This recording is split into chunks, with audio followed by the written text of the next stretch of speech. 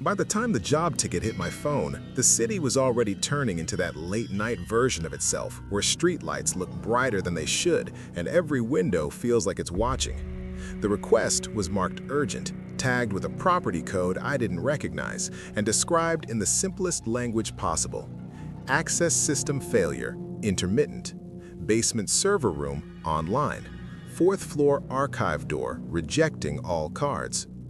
There were no notes about vandalism, no mention of prior faults, no warning about the building being mostly empty. That's normal for my line of work. They don't pay you to be comfortable. They pay you to make things open when they're supposed to open and stay locked when they're supposed to stay locked. I'm an access control technician, which means I spend most of my time with dead things that still have power. Offices that moved out but never shut down their network racks, hotels that closed but kept their cameras on for insurance, warehouses with lights that run on timers nobody remembers how to change. I'd learned to love mechanical honesty. A lock either works or it doesn't. A reader either beeps green or beeps red. Most problems are boring, and boring is good. The address took me to the outskirts, to a business complex that looked like it had once been proud of itself. The glass facade was streaked from months of rain. The sign out front still had metal brackets where letters used to be. The parking lot was almost empty, except for a single security booth with a dim lamp inside and a car that looked like it belonged to someone who worked nights because they had no choice. When I parked, the sound of my engine shutting off seemed to hang longer than it should. Wind moved through the lot in slow bursts, pushing scraps of paper along the asphalt like something was tidying up. The front doors opened on a lobby lit by a handful of ceiling fixtures. The light was weak and yellowed, the kind that makes everything look slightly older than it is. A tired security guard stood behind a desk with a thermos and a clipboard, his jacket zipped up even though the building wasn't that cold. He looked up at me with the expression of someone who'd been listening for sounds all night and was relieved to see a person make one on purpose. "You the tech?" he asked. "That's me," I said, holding up my badge. "Access systems failing?" He nodded, then hesitated, like he wanted to add something and didn't know how. "Mostly fourth floor. Archive door. Basement's been weird too. Elevator acts up sometimes." Elevator acts up could mean anything from a worn relay to a bad door sensor. Weird could mean nothing. People say weird when the only other word they can find is afraid. I asked for the master card and the building's access schedule so I could see which readers were supposed to be active overnight. He handed me a temporary admin card and pointed toward the elevator. His hand stayed extended a second longer than necessary, as if he expected me to change my mind and walk back out. "I'll start at the source," I said. "Server room in the basement." He nodded, but his eyes didn't follow me to the elevator.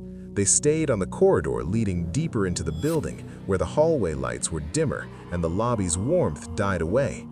I pressed the elevator button. The car arrived with a soft chime and doors that opened too smoothly, as if they'd recently been serviced, which didn't fit the rest of the building. Inside, the buttons were worn and shiny. I pressed B for basement. The doors closed. The elevator descended. Halfway down, the lights in the car flickered once, a quick blink like someone closing their eyes. The digital floor indicator stuttered for a fraction of a second before returning. I felt the vibration of the motor steady out again. It wasn't dramatic, but it wasn't normal. The basement was cleaner than I expected. White painted walls, polished concrete floor, a few pipes wrapped in insulation. There was a sign that read server/electrical with an arrow. The air had that distinctive mix of cold metal and dust that comes from machines running in a sealed space. As I walked, my footsteps became sharper, the acoustics tighter, the sound of my own movement more present than it should have been. The front server room door was at the end of the corridor, a heavy metal slab with an electronic reader mounted beside it. I tapped the master card. Beep.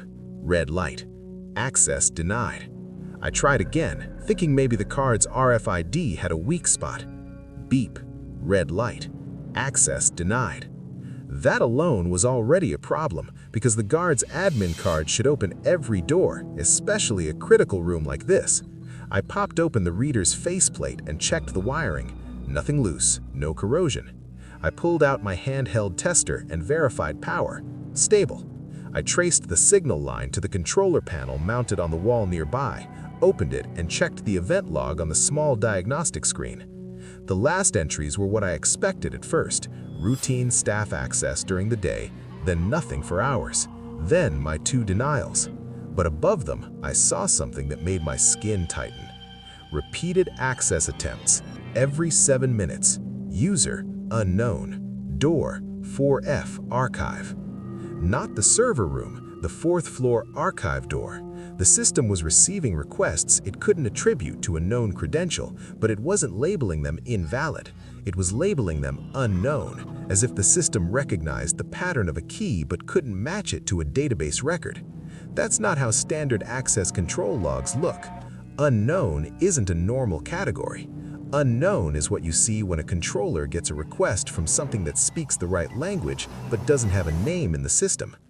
I checked the timestamps. They weren't random. They formed a clean sequence: 2307, 2314, 2321, 2328, and so on.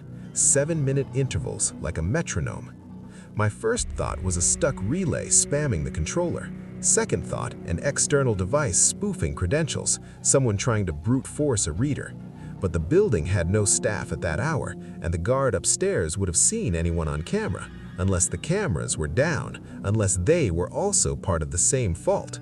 I took a photo of the log and started back for the elevator.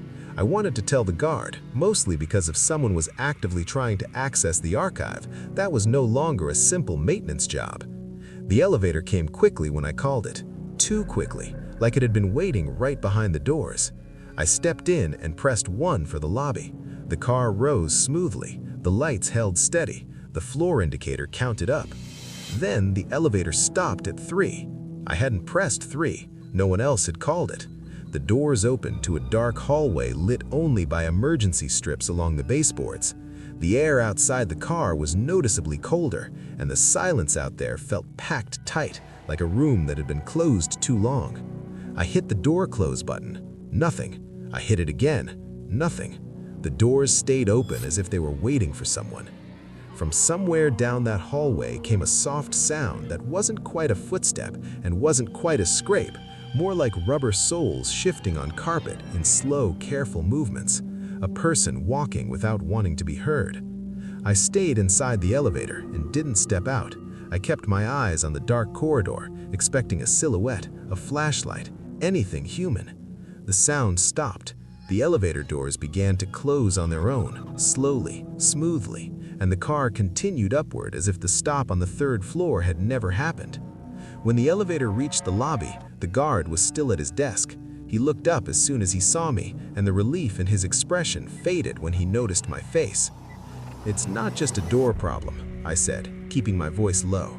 "Your system's logging repeated attempts on the 4th floor archive. Every 7 minutes, user shows as unknown." His hand tightened around his thermos. "Every 7 minutes," he repeated quietly, like he was counting something in his head. "You've seen that before?" I asked. He didn't answer immediately. His eyes slid toward the hallway that led away from the lobby, then back to me. "We used to call it the queue." "The queue?" I repeated, trying to keep my tone neutral. He swallowed. "Back when this was a bank archive, night staff would check the cameras and see people standing in line on the 4th floor, right in front of that door. Faces never clear, always just shapes. They'd step forward one by one. The door would open. They'd go in. Then the hallway would be empty again." He said it like he was reciting an incident report he'd read too many times, like he'd been trained not to add emotion because emotion made it real. "That's not possible," I said automatically, because I needed the sentence to exist between us like a barrier. The guard nodded once, a small motion that didn't agree or disagree. "Yeah," he said. "That's what all of us said, until it started happening without cameras." I stared at him, and in that moment I realized the building wasn't simply failing, it was repeating something, on schedule, like a system running a task it had never been told to stop. I looked at the elevator doors behind me, half expecting them to open again on their own. "Show me the 4th floor," I said. The guard didn't move. "You sure?" he asked. I wasn't, but the log was real, and the job was mine, and there's a particular kind of dread that comes from leaving a problem unsolved when the problem seems to know you noticed it. "I'll be quick," I said, already walking toward the elevator, already feeling that 7-minute rhythm settling into the back of my mind like a countdown I hadn't agreed to start. The elevator ride up felt longer than it should have, even though the numbers climbed at a normal pace. I stood near the control panel, listening to the faint hum of the cables and the soft click each time the car passed a floor. Somewhere between the second and third floor, the air inside the elevator changed. It wasn't colder or warmer. It felt thinner, like the pressure you notice right before a storm, the kind that makes your ears want to pop even though they don't. When the doors opened on the 4th floor, the first thing I noticed was the smell. Old carpet, paper, dust that had settled and never been disturbed. The corridor stretched straight ahead, wider than the others, with emergency lights set low along the walls. They cast long, horizontal shadows that made the place feel flatter, less real, like a photograph taken with bad lighting. The archive door stood at the far end, exactly where the guard had described it. Heavy steel, no window. The electronic reader beside it glowed a dim blue, its screen active. As I walked toward it, I became aware of how quiet my footsteps were. The carpet absorbed sound so completely that it felt like I was floating, moving without weight. The reader's screen changed as I approached. Next attempt, 0021. I stopped walking. Access panels don't do that. They don't announce future attempts. They react. They don't anticipate. My first instinct was that I was looking at some kind of diagnostic mode, a debug overlay accidentally left enabled. But the text wasn't formatted like system data. It looked deliberate, clean, like a message meant to be read. I opened the panel with my screwdriver. Inside, most of the wiring was standard, color-coded, labeled, neatly tied. Except for one cable. It was thicker than the rest and darker, almost black, without any printed markings. It disappeared straight into the wall instead of running through the conduit like everything else. When I touched it, it felt slightly warm. I checked my watch, 0027. The hallway behind me felt longer now, like the distance to the elevator had increased without me noticing. I glanced back, expecting to see the guard standing there, watching. The corridor was empty. At exactly 0028, the reader beeped. I hadn't touched my card. The screen flashed. Unknown. Access denied.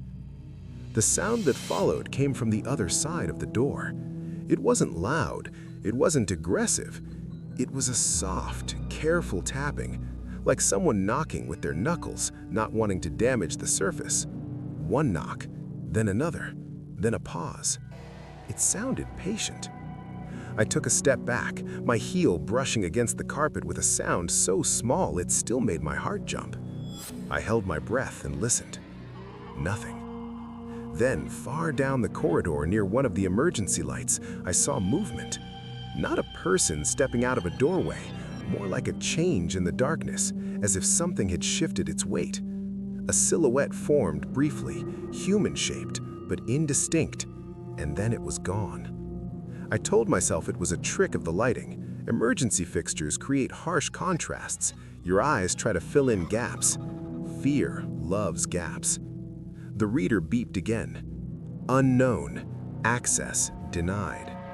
The tapping returned, this time closer together, 3 light knocks in the same spot. The rhythm felt intentional, like a signal. I forced myself to focus on the panel, on the wires, on anything solid. I traced the black cable again, following it with my eyes as it vanished into the wall.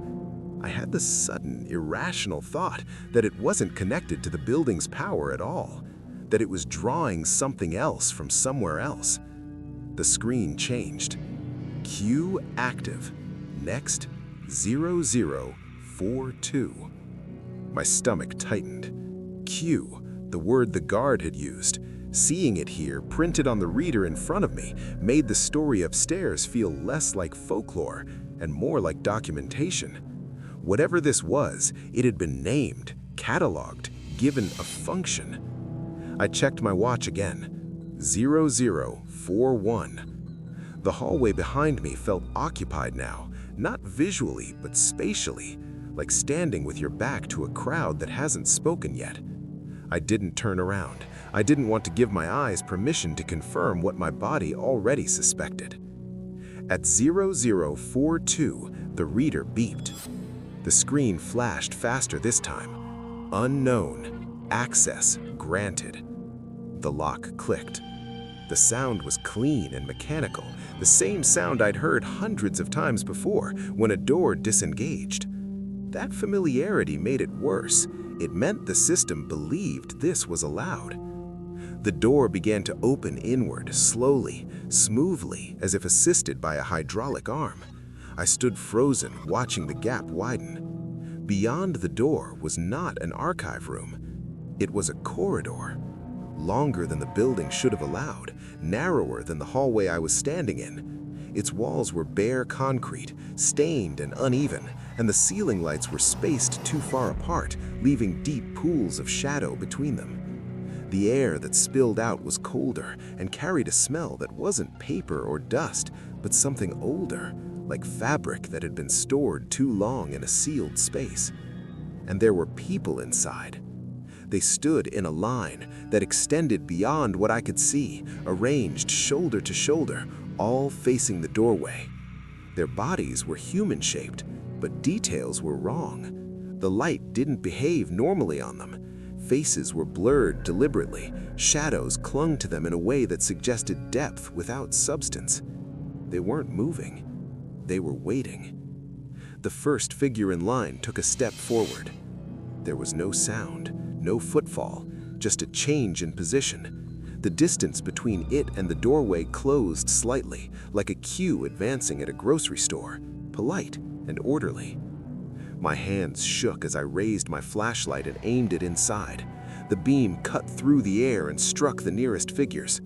For a moment, their outlines warped, stretching and compressing like a bad video stream trying to buffer. Then they settled back in place, unchanged, still waiting. The reader's screen changed beside me, quietly, as if acknowledging progress. I stepped backward, my foot catching on the edge of the carpet. I almost fell. The door didn't close. It stayed open, held in place by something unseen, something patient. The next figure in line shifted. I turned and ran. The sound of my footsteps exploded in the corridor, suddenly loud and uncontrolled. The elevator call button glowed uselessly when I slammed my palm against it. Nothing happened. I hit it again. Still nothing. The indicator above the doors stayed dark. Behind me, I felt movement, not pursuit, but pressure, like the space itself was urging me forward.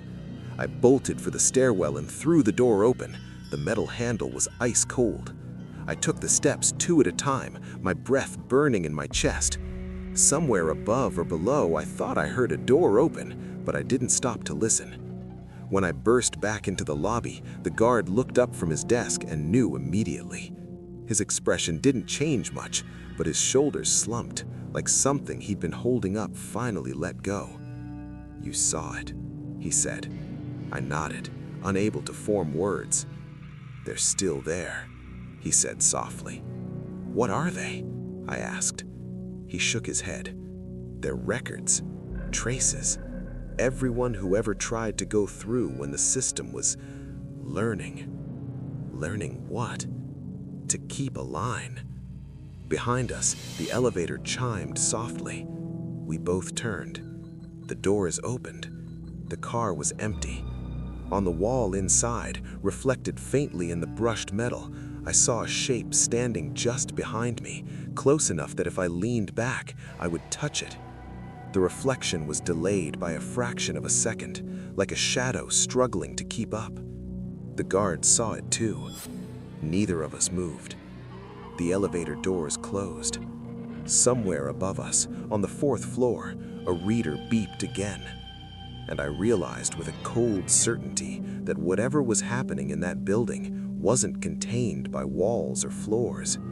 It was a process, and processes don't end just because you leave the room. I didn't stay long after that. The guard didn't try to stop me, and I didn't ask him anything else. There was nothing left to explain that wouldn't sound like an excuse. I signed the work order as "System unstable, requires full shutdown," even though I knew that wasn't something the owner would ever approve. Buildings like that don't get shut down. They get passed around until everyone forgets why certain rooms are always locked. Outside, the night felt wrong, too quiet. The streetlights buzzed faintly, and every few seconds one of them flickered, not enough to draw attention, just enough to register. I sat in my car with the engine running and stared at the building's dark windows, half expecting to see movement behind the glass. Nothing happened.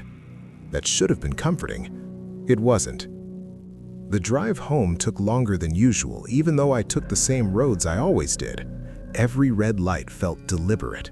Every empty intersection stretched just a little too long.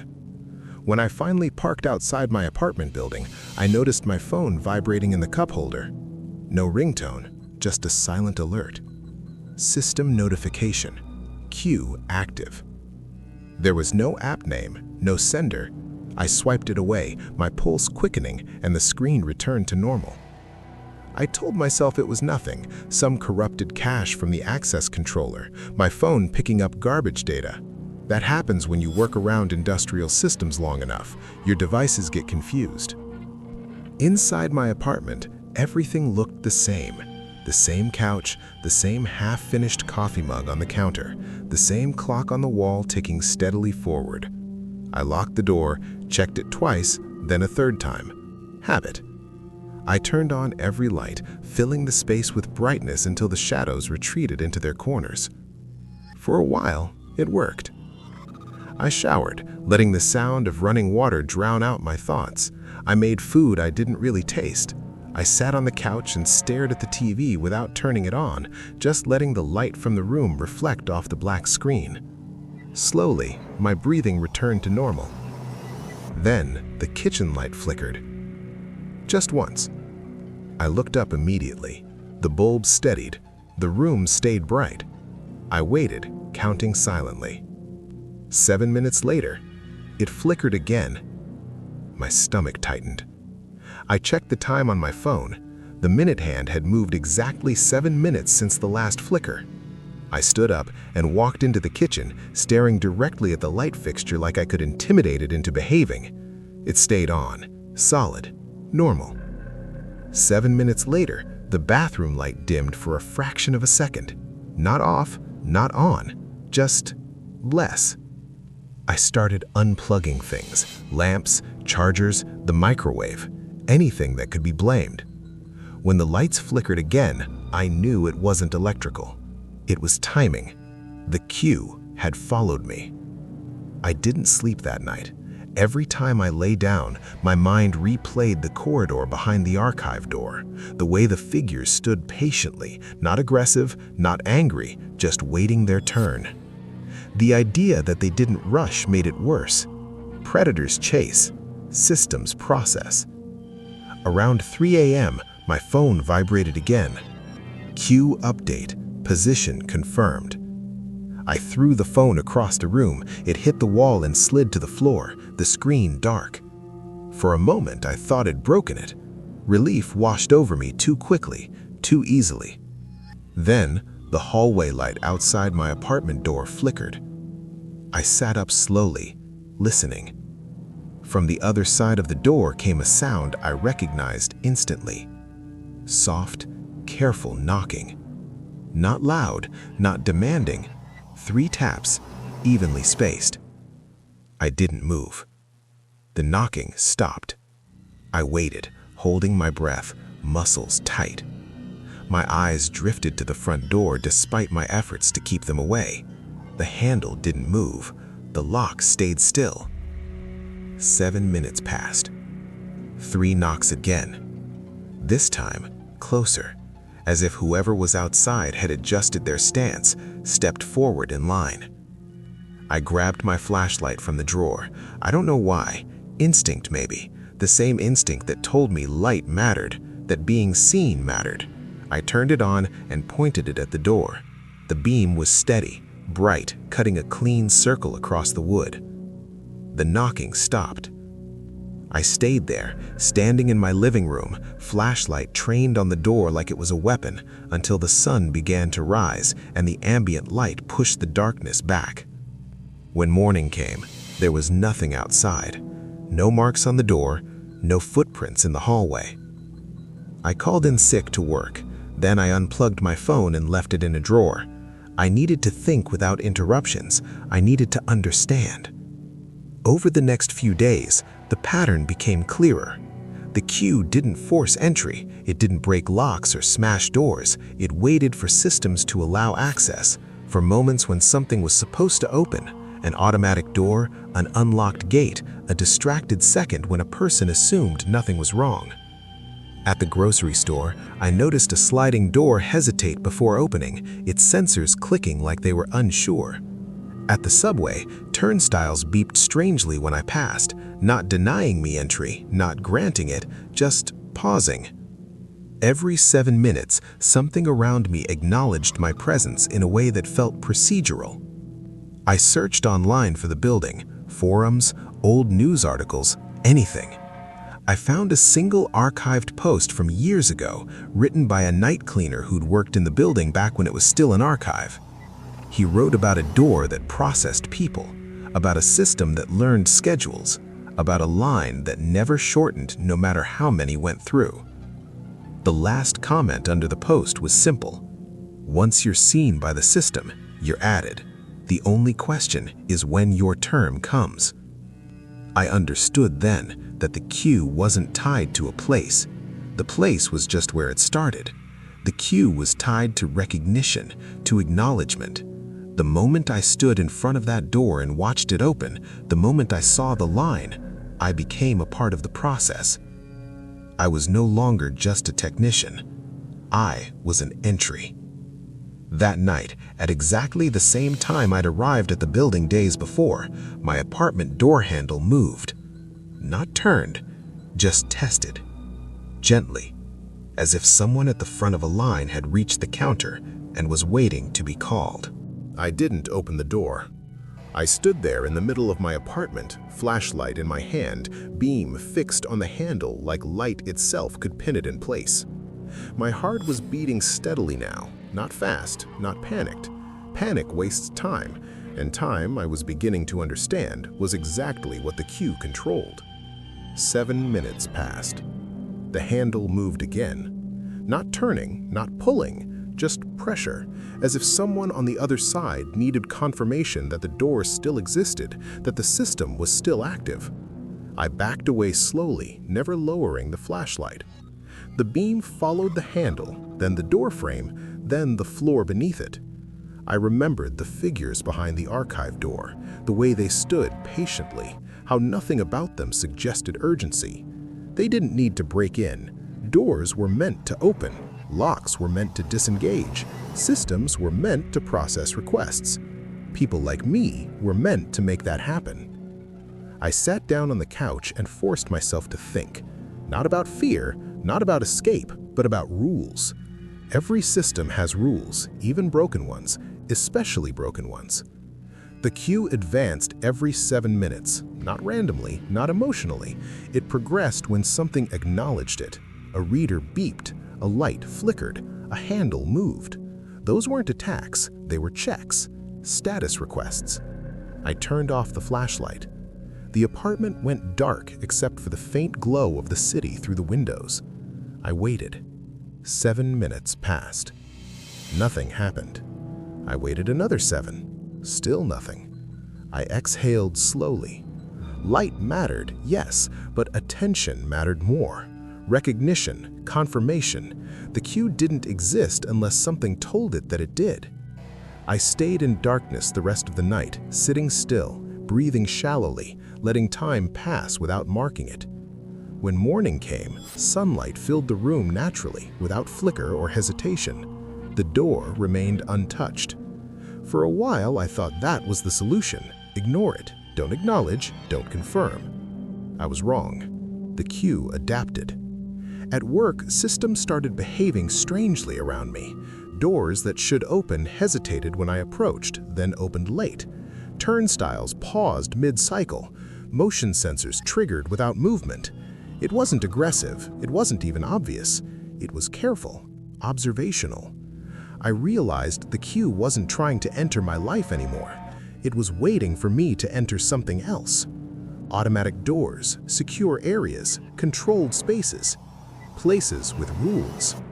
I took time off. I avoided buildings with access systems. I walked instead of taking public transport. I paid in cash. I became invisible wherever I could. But invisibility only works when a system requires input. 3 weeks later, my apartment building scheduled a mandatory fire safety inspection. New electronic locks, new access readers. Everyone had to be home so technicians could verify door functions. I knew then that the queue hadn't lost me. It had simply scheduled me. The knock came at 2:07 p.m. 3 taps, evenly spaced. I opened the door before the next 7 minutes could pass. The hallway was empty, but the light above my door flickered once as the technician walked up from the stairs. He was young, polite, carrying a tablet and a tool bag. Normal, human. "Just need to test your lock," he said. I stepped aside. The moment the door closed behind him, his tablet beeped. He frowned at it. "That's weird," he said. "It's showing an active request." "From where?" I asked. He turned the screen toward me. "Queue status, processing, position, current." I didn't run. I didn't scream. I reached into my pocket and pulled out my flashlight. I turned it on and aimed it at myself, at my chest, my hands, my face. The technician blinked. "Sir?" The lights in the hallway flickered. Once, twice, 3 times, then stopped. The tablet in his hand powered down completely. The building fell silent. For a moment, everything felt thin, unreal, like a picture stretched too far. Then the pressure lifted, the air normalized, the lights steadied. The technician shook his head. "Must have been a software glitch. Happens with new installs," he said, embarrassed. He tested the lock. It worked. He left. The door closed. I stood alone in my apartment, flashlight still trained on myself until my arms ached. That was months ago. The queue hasn't contacted me since. No flickers, no notifications, no knocks. But I don't think it's gone. I think it learned something new. I think it learned that some entries don't process correctly. I live carefully now. I avoid systems that decide when something opens. I keep my flashlight close. I stay visible to myself. Because the truth isn't that the queue wants to take you. The truth is simpler and worse. The queue is just doing what it was built to do. And one day, somewhere, someone will build a system that doesn't hesitate. When that happens, I know my name will still be there, waiting.